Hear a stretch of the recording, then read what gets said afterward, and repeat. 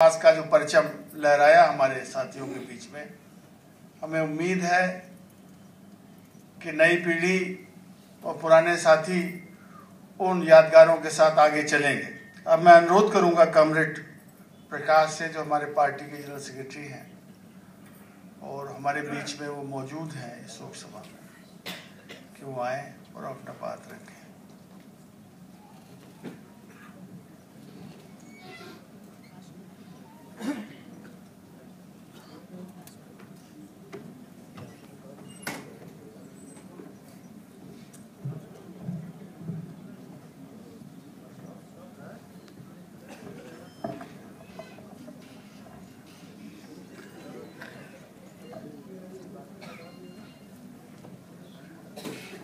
साथियों,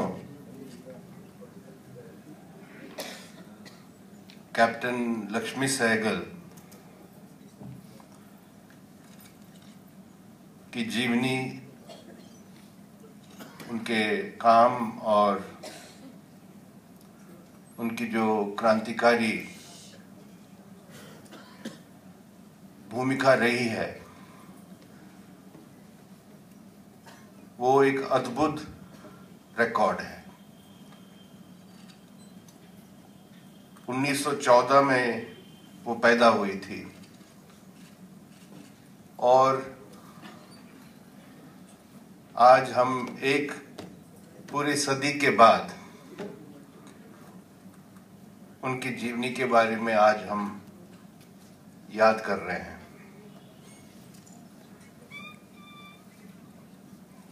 उनका जो परिवार है वो एक, उनके माताजी का परिवार केरल का एक प्रतिष्ठित परिवार थी। उस परिवार में जो महिलाएं थी वो बहुत सक्रिय रूप से सामाजिक और राजनीतिक क्षेत्र में काम किए हैं। उनकी माताजी अम्मू स्वामीनाथन, जो मद्रास में रहती थी, जो आज चेन्नई कहते हैं, वहाँ के विधानसभा में ब्रिटिश जमाने की बात है, पहली महिला सदस्यता थी। और देश में जब आजादी के पूर्व जब संविधान बनाने के लिए कॉन्स्टिट्यूएंट असेंबली गठित किया गया, उसका भी वो मेंबर बनी थी। केरल में जो उत्तरी केरला के क्षेत्र है, जिसको मलबार कहते हैं, वहां के जो नायर परिवार होते हैं, वो आज भी वो मात्र सत्तात्मक व्यवस्था में है। हम भी उसी जगह से है। मेरा नाम जो काराट है वो तो मेरी माँ के परिवार का नाम है, पिता का नहीं है। संपत्ति बेटियों के माध्यम से पास होता है, लड़कों को नहीं मिलता है। तो ऐसी व्यवस्था में वहां सामंतशाही के जमाने में भी महिलाओं को का स्थान बेहतर होता था। सामाजिक उनके व्यवस्था में आजादी ज्यादा होती थी। और कैप्टन लक्ष्मी सहगल का भी वही परंपरा से निकली हुई है। इसीलिए हम देखते हैं कि उनका एक, वो जो परिवार में वो पैदा हुई, वो बहुत संपन्न परिवार था। चेन्नई के मशहूर सबसे वकील था स्वामीनाथन, उनके पिताजी। लेकिन शुरू से ही, बचपन से ही, जब वो स्कूल में पढ़ती थी और बाद में कॉलेज में पढ़ती थी वहां मद्रास में, उनकी जो सामाजिक चेतना रही जातीय व्यवस्था के बारे में चेन्नई में और पालघाट में, जहां उनका मात्र घर था, वहां जब वो जातीय भेदभाव देखती थी तो उसके खिलाफ बोलती थी। और जब वो डॉक्टर बनी और सिंगापुर गए 1941 में, तो वहां इंडिया इंडिपेंडेंस लीग, जो भारत की स्वतंत्रता के लिए एक संगठन वहां था, उसमें वो सक्रिय भाग लेना शुरू कर दी थी। और उसी काम से फिर 1943 में जब नेताजी सुभाष चंद्र बोस वहां सिंगापुर गए, कैप्टन लक्ष्मी की भेंट हुई उनसे और उनके रिक्वेस्ट पर वहां जो आजाद हिंद फौज, इंडियन नेशनल आर्मी बन चुका था, उसमें एक महिला रेजिमेंट बनाने के लिए सुभाष चंद्र बोस ने उस समय डॉक्टर लक्ष्मी सहगल को जिम्मेदारी दी।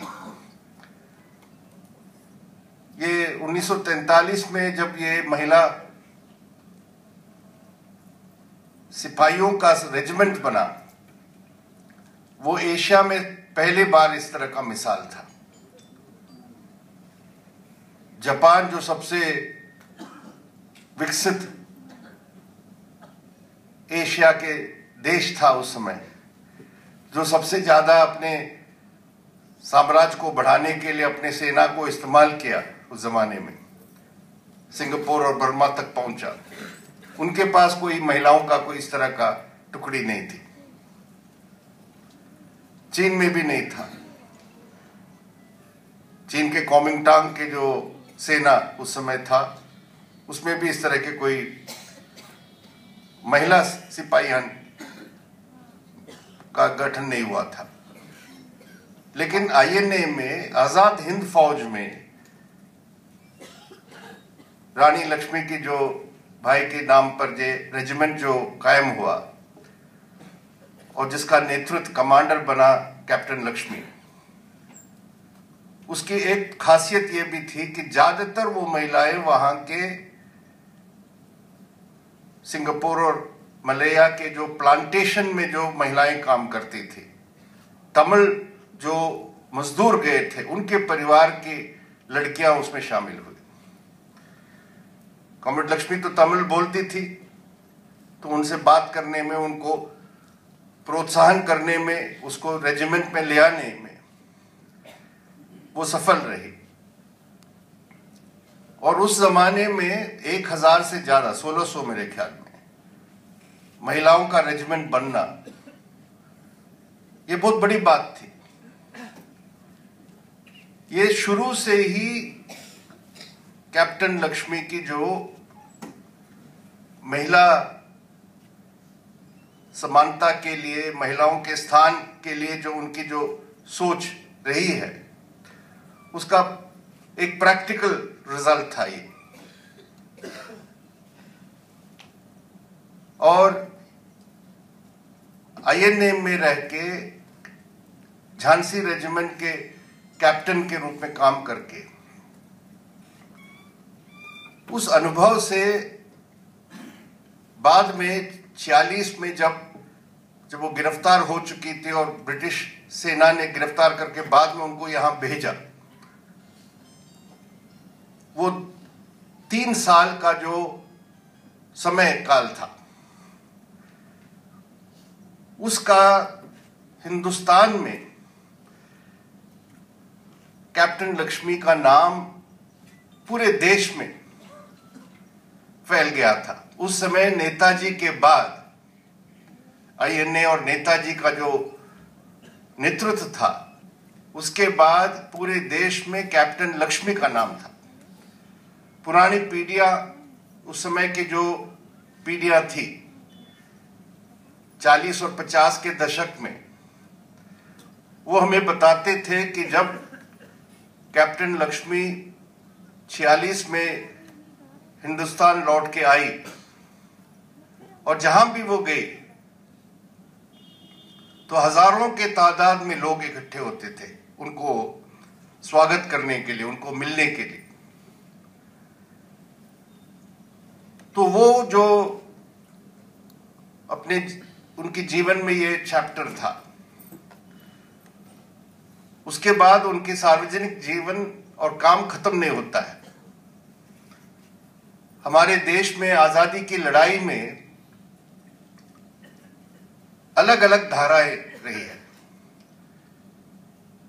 मुख्य धारा तो गांधी जी के नेतृत्व में जो कांग्रेस के नेशनल मूवमेंट था वही मुख्य धारा था, लेकिन गांधीवादी जो आंदोलन से असंतुष्ट जो थे और उनके अलग जो क्रांतिकारी धाराएं थे,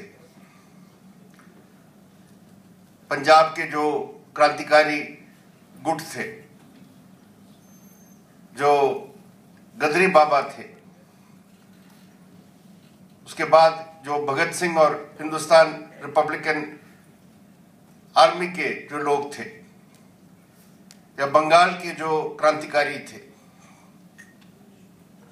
और चिटगांव के जो क्रांतिकारी थे, और जो लोग नेताजी के नेतृत्व में आजाद हिंद फौज में गए, ये सब जो अलग अलग धाराएं हैं, ये हमारे देश का आजादी का आंदोलन का हिस्सा है, राष्ट्रीय आंदोलन का हिस्सा है। लेकिन हमारे इतिहास में ये जो गैर कांग्रेस और गैर गांधीवादी धाराएं हैं,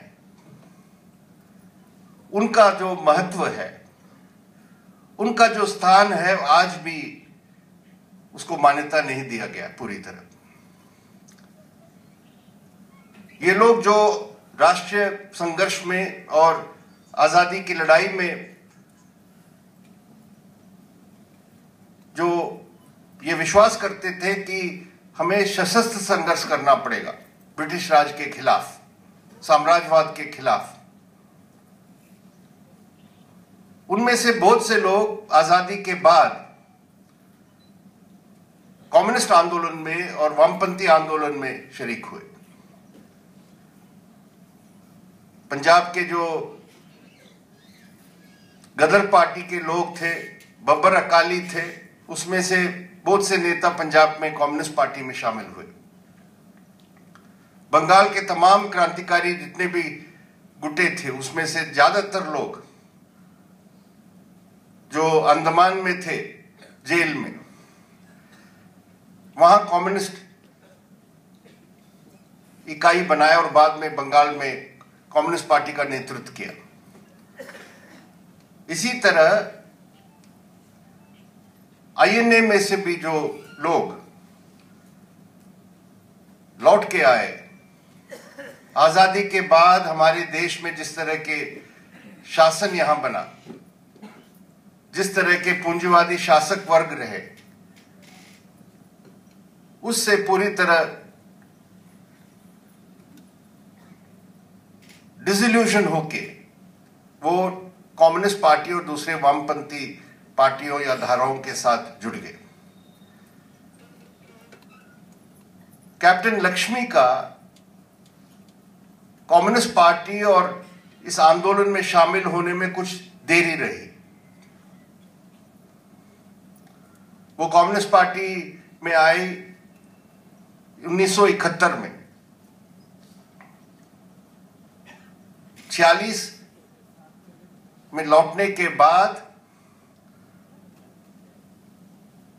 3 दशक के करीब, 3 नहीं 25 साल के करीब वो यहां कानपुर में रहती थी, और यहां उनकी जो मुख्य काम रही है वो सब आप जानते हैं।